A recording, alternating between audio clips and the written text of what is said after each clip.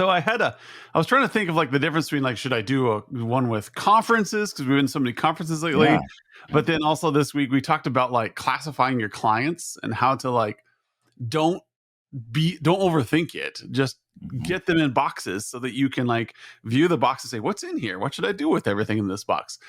Because our MSPs tend to like say, I've got clients. Cool. What are you doing with them? Well, A we're lot. fixing things. We're doing a lot of stuff. We're kind of we're in the grind. We're working every day. And it's like, okay. So Thursday, our topic for the community update was how to classify your clients. Just put them A, B, C, D. Put them in 4 groups, and now ask yourself, what can I do with each group? Is there some way I can like look at this group and do I need to bring them all of my Class A's donuts? Should I? Yes. Now you can ask yourself questions.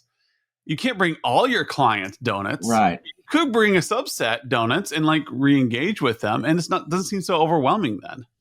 Yeah. And I think, separating the heap.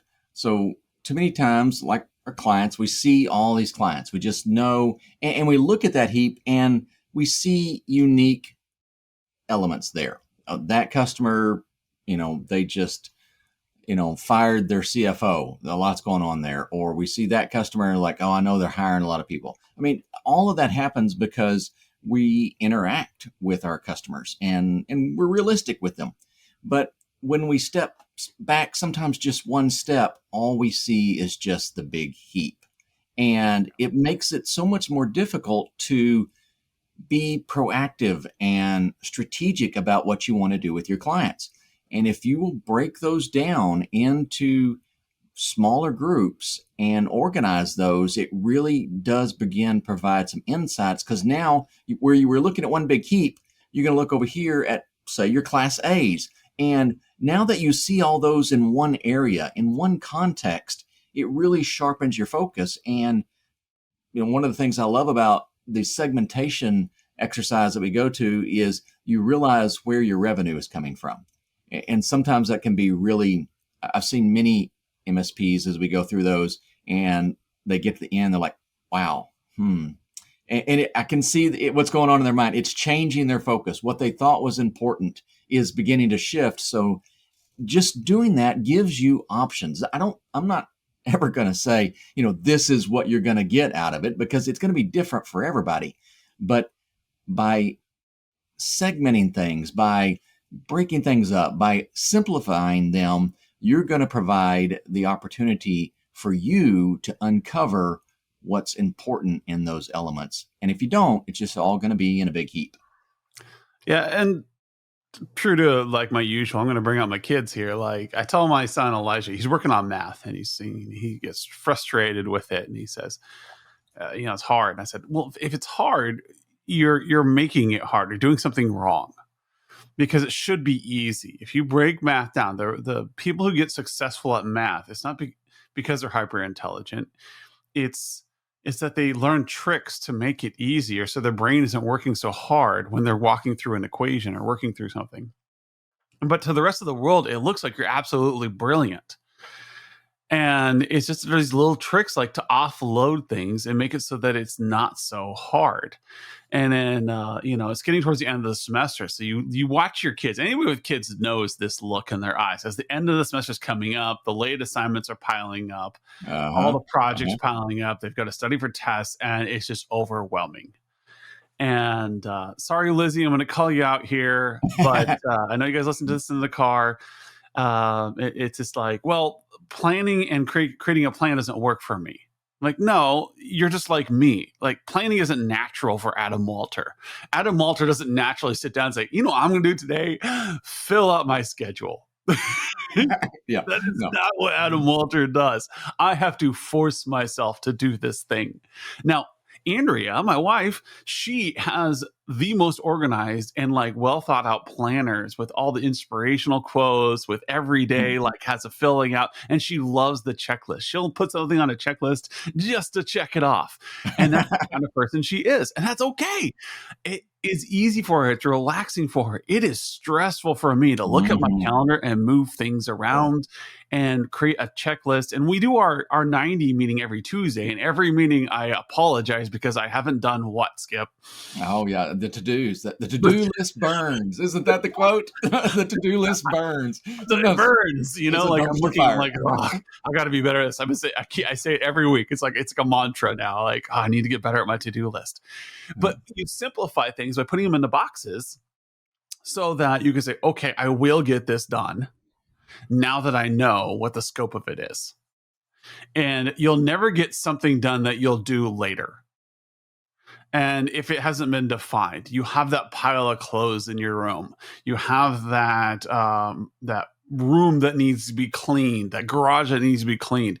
You have those clients you need to meet with, but you just don't have a grip on what you need to do. Yep. And so you end up with this complicated mess. And instead of dealing with it, you just flee from it. Yeah, that's true. Or if you're a fighter, you're going to deal with it by getting angry, or you're going to just cut things. I'm just going to simplify my life by cutting things out. And that's a fighter mentality. A fleer mentality will just push it off to the side, and it's a problem for later. Yeah, stick your head in the sand. Stick your head in the sand. Think about it. Don't think about it. Until the heap falls on you and it crushes you, and you just feel absolutely worthless under the despair of the pile that just fell on you. Well, and real practically speaking, I see this so many times in our client engagements.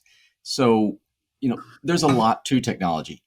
I do remember back when it was a lot simpler. I mean, we could have short IT meetings because there just wasn't that much to talk about. But in today's marketplace, technology permeates everything. And so you go and you sit down and you're talking to any role at your client's organization, and one conversation point leads to another and to another and to another. And what you scheduled for a 1-hour meeting, but really thought and maybe even halfway promised was, it'll just be 30 or 45 minutes and we'll be done. And all of a sudden, someone's going, hey, this meeting has run an hour and 45 minutes and I'm really got to go, and we're like, how did this scale out? And so many times it's because we don't have a structure. There's just simply too much to try to just tackle things in a sequential list or even a priority list. You're going to have to break things down so that we can manage all of this appropriately. Yeah. And that's simplification. It's getting that grip and putting things into boxes. And that's okay. You can still live free and be the free-spirited person you are. That's what we want. You got to, as an MSP, you've got to get a grip on what you're doing. And that's why those books like Get a Grip are so popular, or EOS is so popular. It's not because like you look at an ITIL, for instance, like in any of you that out there familiar with ITIL. ITIL is a wonderful system if you can make it work. And I have been through many corporations trying to get ITIL to work or COBIT to work. And it's so complicated. It's brilliant. If you're looking for wallpaper, quick design tip. If you're looking for wallpaper, all you got to do is buy the ITIL flowchart posters. You could wallpaper an enormous wall with just those flowcharts. Yeah, and it works great in some organizations. I'm certain somewhere out there. And I think that's their goal. Like someday I will be organized and this ITIL will make sense. These frameworks will make sense. And they're so complicated that someday is never. And so you spend money, and there's so much money to be made on hiring consultants to implement ITIL. There's so much money to be made on hiring consultants and software and processes to build these things because you desperately want that control in your life and your business, but it never happens because it's too complicated. So enter in something like EOS and Traction, where it's stupid simple, and an implementer can come in and help you, and you're done. And it's not perfect, but it is so effective at simplifying your business that it works. And so now we have things like Pinnacle, and we have other tools out there to help with entrepreneurs understanding how to get their business running, not in creating a very complicated process and all this red tape, but rather just simplifying, saying, what are you trying to accomplish this year? Give me one thing you're trying to accomplish this year, and let's aim our goals towards that. It'll take you Yeah. 10 minutes. What are you working Well, on? so I know we've got some folks that listen that have been doing this a little while. All right. And so you've trained a few people along the way, and you'll get a new engineer, and we've got a workstation. It's having problems, and they're running every diagnostic they can. Right. They're in all of the network settings, and there used to be a lot more. Right. You even had to jump out and check the interrupts and all this kind of stuff. Anyway, they're running through all of these hoops, and you come back behind them and they're frustrated, and you go, do you have a link light on the cable connection? All right. Why would you ask that question right off the beginning? All right. Because, the OSI model, right? We got to start and work our way up. And, that's down there at the very beginning. We categorize that. Do you have a link light? All right. If you don't have a link Start light, it doesn't simple. really matter if the subnet mask is right or wrong. You got to start there. And that is, a technical example of just categorizing these things. If you can break these things down, you can work through issues and problems much, much faster because you've got it organized. You've got it simplified. Well, and I find that funny, like lately in like demos and stuff, we've been getting people who are like, oh, well, we'll come back to you when we're organized. And I'm like, well, there's a lost sale. Yeah, that is. Yes, No, that is funny ones. but it's like, you got to start somewhere. You got to say simply, I am going to end up with this at the end of the year. If you say, I'm going to end up with an organized MSP at the end of the year, organized by what standards? Yes. What is organized? Like, my life is chaos, but I've got direction. I've got order. I know where I'm going, or generally. God throws things into my way and says, no, that was funny. You tried to do that. But Yeah. it's okay because I've got I get those. direction and things are happening, and the house is messy, and then the house gets clean, and then we do our best to like keep on top of everything. And it's, like, it's like my pool out in the backyard. Like, my pool needs to Mhm. be replaced. That is a complicated project, people. So I broke it down to be simple. And I have a goal. At the end, I'm going to have a replaced pool. I would love to have a deep end, but that might not be in the cards right now. Yeah. And so I broke it down. Like, what's a simple thing I can do to replace my pool to get a new pool in place? And I just kept breaking it down until I had an answer. And otherwise I would sit there in paralysis, never going anywhere. Same with your business. Like, you want to have an organized MSP. Well, what does that mean? What is your goal at the end of the day? Well, I want an MSP where I understand where my finances are going so I can make smarter decisions. Okay, what does that mean? And how are you going to get there? So you use our software to define that. Now start putting things into your stack that makes sense. And at the end, you're going to have this stack and you're going to be done. Right. And this Maybe is a that's what we need journey. to build in our software skip some days. Like, just like, here are the core tenets of a good MSP stack. Yep. You need to define these 10 things. Once you've defined them, we're done. Yep. Well, and I think, at least in an engineer perspective, we've been on this journey for a long time. Right? Just like the OSI model, right? Somebody sat down a long time ago and said, hey, if we kind of create, some structure, some order, that's going to really help us put things together. If you want to write an application, we're going to put it up here at layer 7, and we can make some assumptions that, we're going to have an IP, address defined and all this stuff. The gateway is going to be set down there at layer 3, and you don't have to rewrite everything into one module. But we overcomplicate things. And I think from an engineering perspective, we're always looking for the perfect framework or the perfect, way to divide things out. And I think personally, we kind of ran into this a few years ago when we were in the early stages of developing the humanized IT framework. And, just in technical terms, or practical terms, we were struggling with this in the report templates that we're building. And my joke is they'd grown. We were taking lots of great member feedback. We're applying our own experiences, and it's just growing and growing and growing. And we ended up with this template that has everything and 2 kitchen sinks, right? Yeah. And it's just too much. It's a giant heap. And But so if you could have all these answers, it would be great. it would, but how do you break that out? And we did that, and I love the way we structured that, the way it came out. And for me, one of the most gratifying and I feel validating points of the humanized IT framework is it's so simple to explain. And when I can do it simply, I can communicate to everyone, my team, whether they're technical or not, my customers, whether they're technical or not, it really makes sense. What do they have? That's architecture. How do they use it? That's services. What's the risk? That's the risk pillar. How does it help them make money? That's strategy. All right. In just a really, really short statement there, I've provided structure. And so now anybody, when they come along and they go, hey, I got this thing. Well, now we at least know where the big bucket is to drop that in, and we can start working on it rather than going, yeah, that has a blinky light on it. Go put it on the heap, right? Yeah. With the million other I'll things that get are on that the done heap. someday. Yes. And It's it important. doesn't work. Well, and that's why the Eisenhower matrix works. Google Eisenhower matrix. Anybody who does not know what Mhm. it Mhm. is it urgent? Is it important?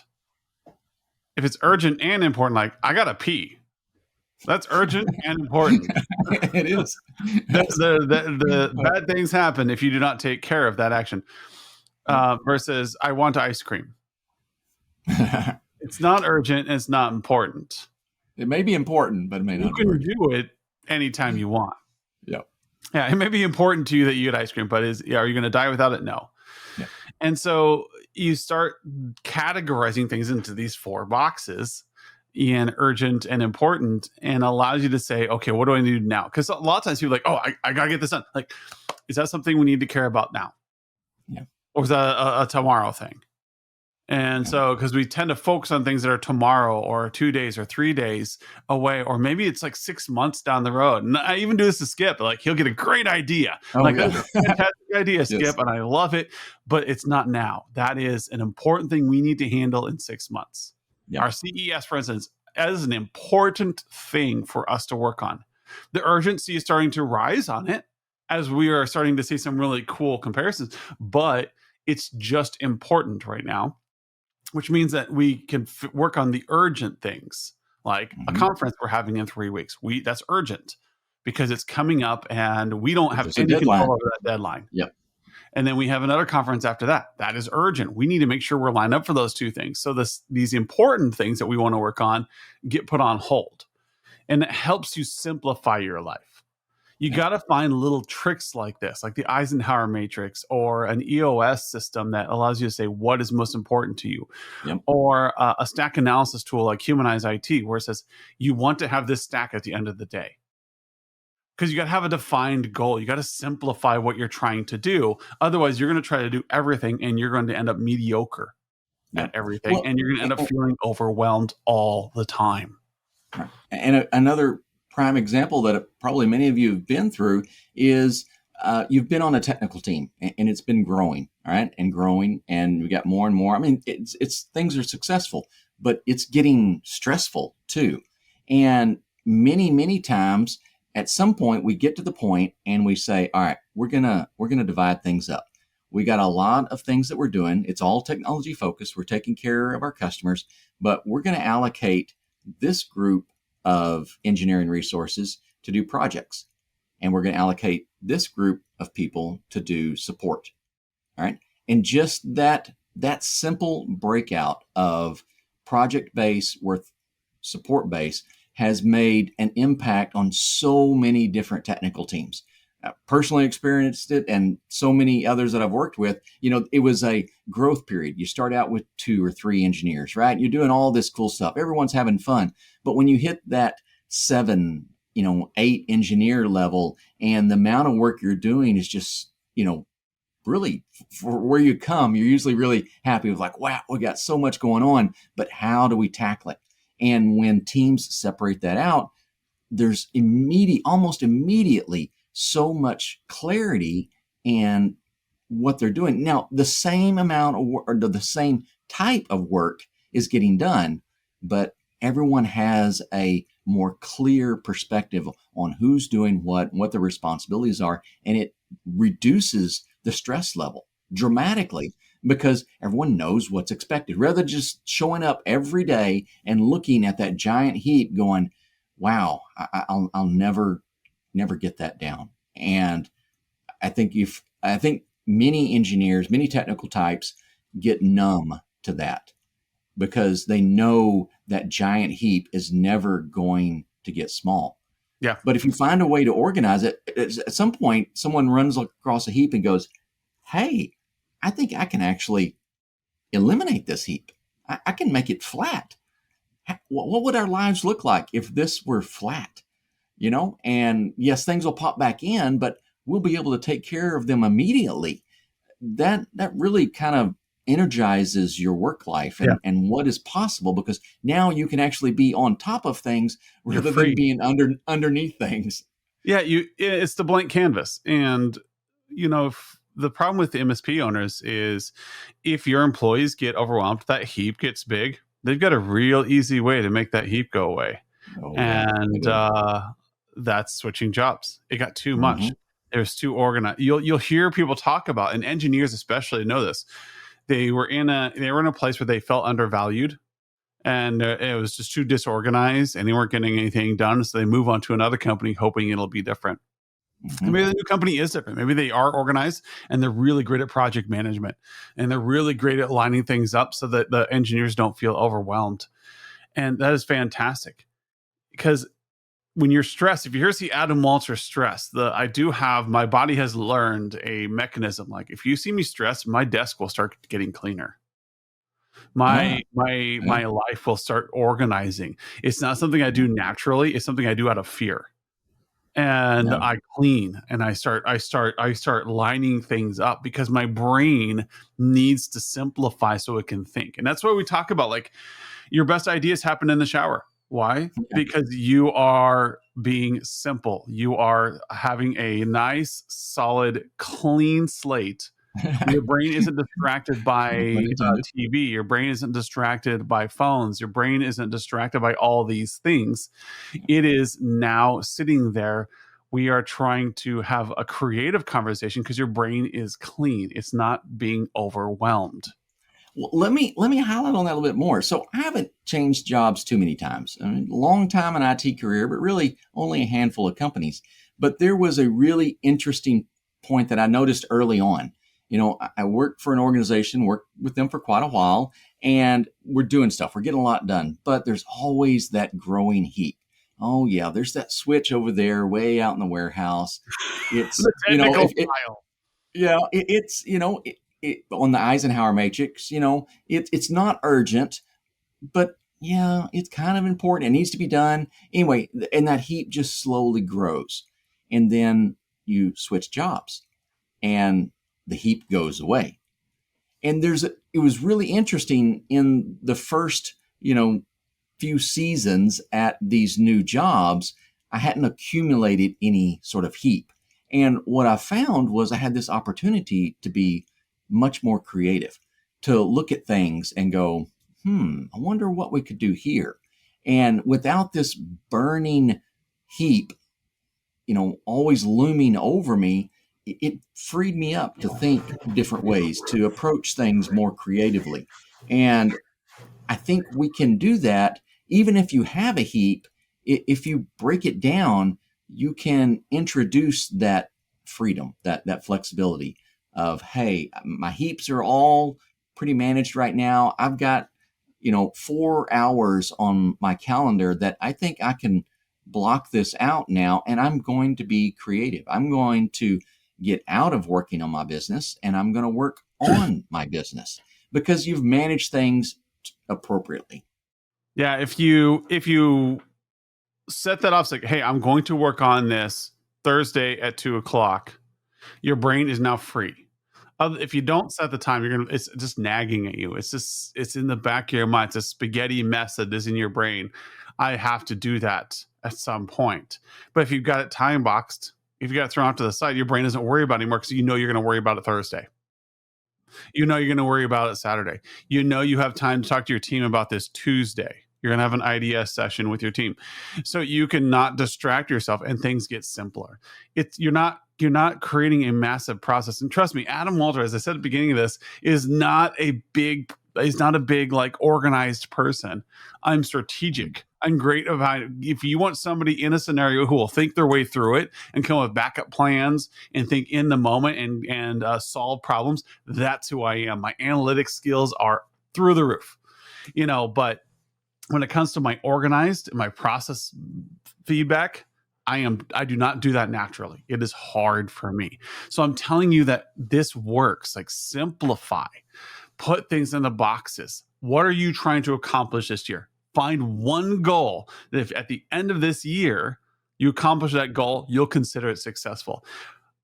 Do that with today. Find one goal. If you get this one thing done today, you will feel successful with the day. Mm-hmm. That is how you simplify. Don't try to say, I'm going to have a good day. Define what makes this a good day. What makes this a good year? What makes this a good quarter? And do that with your clients. Hey, clients, absolutely. What is one thing I can do to make this quarter successful for you? What is one thing I can do this year to help you succeed your goal? And, they'll probably joke with you like, yeah, don't charge us. But actually come up with something fun. Like, hey, if we are able to get you guys if we were to solve this one recurring problem, we would consider it a success. Awesome. What about your day? If you can just get this bill paid at the end of the day, like today, my main goal, it's the dumb thing, but if at the end of Friday, I can have my camping trips set up for the summer, I'm going to consider successful. They've been looming over my head forever. You got to reserve out your campsites like, months in advance now, because after COVID, everybody decided they're campers. And so now you have to schedule everything out. But it's been over my head for a while. But I've defined as a Friday, that my Friday, if I can get this stuff done, then that'll be a successful day. Yep. So find those goals, simplify your boxes, get that pile away from you and put it into organized containers. Like, I will deal with this, on Tuesday. I will deal with this on Wednesday. I will deal with this next quarter. If you need to apply the Eisenhower matrix, do it, but make it easy, accomplish something, and slowly iterate and become better. I love this topic, Skip. We've been talking about it all week, and it's come up in my personal life, and it's come up in the community. And I think it's just an important one. If your MSP is feeling overwhelmed and you're feeling oppressed, just simplify. Put things in the boxes. Find your goal and accomplish them. All right. Thank you, Skip. We'll see you all next week. See ya.